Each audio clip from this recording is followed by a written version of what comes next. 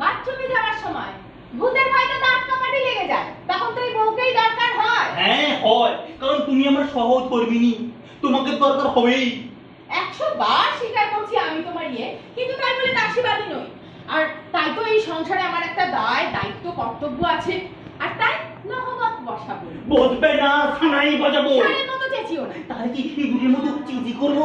বাবু বাবু বাবু লোক এইছে, বিদায় কর যা। এই না, ভেতরে না, আমি কথা বলবো। আগে ডাকছি মা। এই ডাকছি মা, আমি তো বললাম বিদায় কর। খবরদার বেচো, ভেতরে না, আর জিজ্ঞাসা করবি ফটোটা এনেছে কিনা। এই এই বেচো, এদিকে আয়।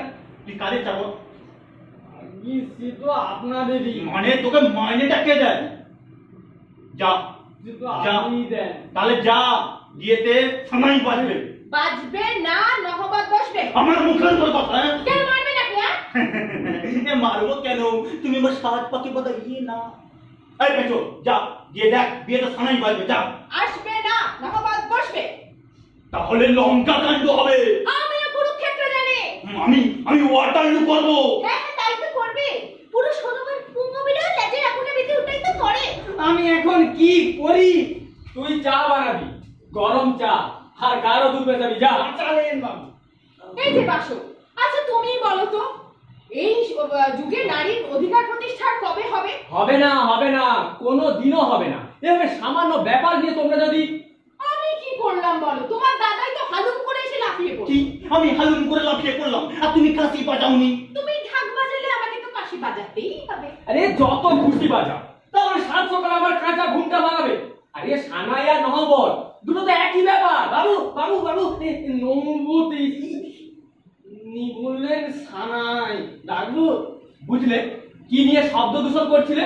এই এই বাজে বকিস না তো, যা যা গিয়ে শুয়ে পড়, যা যা যা যা। বাবু বাবু, সরি বাবু বাবু বাবু, এই কমলাক্ষ বাবু, এই কমলাক্ষ বাবু। কথা বলতে হবে। বড় হাঁড়ি।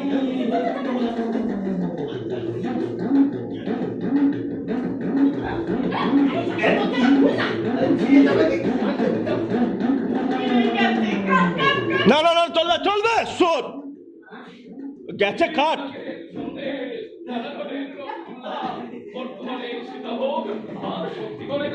আরে আসুন আসুন, এটা তো আপনারই। এটাও বিয়ের পরে আমার পুত্র খগেন যৌতুক পাবে। এই আইটেমটা লেখা ছিল না বলে 1000 টাকা গাড়ি ভাড়া করে আসতে হলো। দিয়ে দেবেন হ্যাঁ সর্ব অন্তর্ব। হ্যাঁ, নিশ্চয়ই নিশ্চয়ই, বেচো সবদান।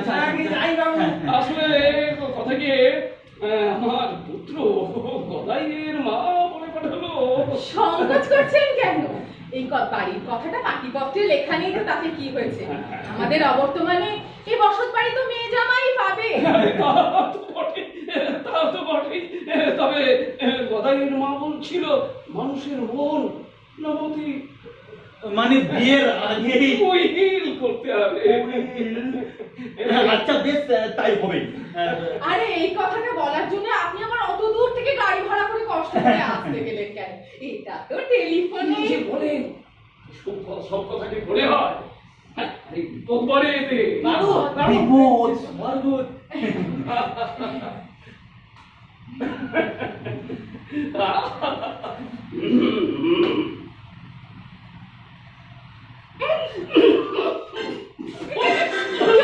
কি হলো কি হলো কি হলো? তুমি না ভাববে মানে বাড়িতে লিখে দিতে বললাম বলে বিষ খাওয়ালে। বিষ কেন তো আমার না কেমন হচ্ছে? খেয়ে দেখুন, খেয়ে দেখুন। এই বেচো বেচো, সব থেকে বুঝিয়েছি। তুই কি নিম পাতার রস? নিম কথা বস সবাই যাও, মানহানি মামলা করবো। আরে যান যান, না গেলেও ক্ষতি নেই, পুলিশ এলো বলে। এই বাসু, কি কি যাতা বলছিস তুই? তোমার কি হয়েছে বলো তো? সকাল থেকে থানা পুলিশ এসব শুরু করেছো। বাহ, তোমরা একের পর এক বেআইনি কাজ করবে। আর এই যে কমলাক্ষ বাবু, আপনিই বলুন না, কাজটা কি আইনি হচ্ছে? আইনের কেদায় আগুন। তাহা দিন, তবু নাবালক নাবালিকা দুটোর কপালে আগুন দেবেন না। কি যাতা বলছিস তুই? এ বিয়ে বন্ধ। কেন কেন তোর কথায়? না, কারণ বাল্য বিবাহ বেআইনি। চলে চলি বললে হবে না, বলতে হবে এ বিয়ে কয়েক বছরের জন্য স্থগিত রইল। আজ্ঞে না, এ বিয়ে হবে এবং নির্ধারিত দিনেই হবে। তা বেশ, তা দুজনের থ্যালাসেমিয়ার কেরিয়ার কিনা তার ডাক্তারি পরীক্ষা করিয়েছেন? প্রয়োজন নেই মশাই, আমার 14 পুরুষের কেউ ওই রক্ত পরীক্ষা করে বিয়ে করেন। দাদু, দাদু ঠিকই বলেছেন। আমার সেই ছোট্ট মেয়েটা অল্প বয়সে মা হতে গিয়ে একেবারে জন্মের মতো পানি হয়ে গেছে। আজ আর ছেলে মেয়েদের মধ্যে কোনো পার্থক্য নেই, মেয়েরা স্বাবলম্বী হচ্ছে, তারা স্বামীর গলগ্রহ হয়ে থাকতে চায় না। মানে মানে তুই বলতে চাচ্ছিস তোর বৌদি আমার গলগ্রহ? শুধু গলগ্রহ না, কৃতদাসী। নিত্যদিন হাড়ে হাড়ে টের পাই এই সংসারে আমার একটা কথারও কোনো দাম থাকে। তুমিও কি বাসবের কথায় ভরকে দিলে নাকি? মুখ তোলো মামা, নিচের দিকে মুখ থাকলে এক্সপ্রেশন পাবে কি করে? বিয়ে হবে আরো 10 বছর পরে। 10 বছর? 10 বছর? হ্যাঁ, আর দুজনেই স্বাবলম্বী হলে, আর পণ যৌতুক নইব নইবোচ্চ, একেবারেই না। আর ডাক্তারি পরীক্ষাটাও মাস্ট। এত দেখছি 30 টাকার কেতন গাড়িতে এসে 1000 টাকা কল ফেসে গেল। কেটে পড়ুন, নইলে আপনিও বাল্য বিবাহ দেওয়ার অপরাধে ফেঁসে যাবেন। কাশো, বলছি তোর ভাইজিকে যদি সত্যি মানুষ করতে হয় তাহলে পড়াশোনা শিখিয়ে স্বাবলম্বী করতে হবে। আর বৌদি, তুমিও মেয়ের সাথে পড়াশোনা শুরু করে দাও।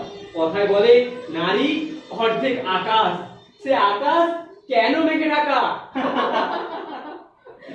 সংকটের বিহলতা নিজের অপমান, সংকটের কল্পনাতে হলো না ম্রিয়মান।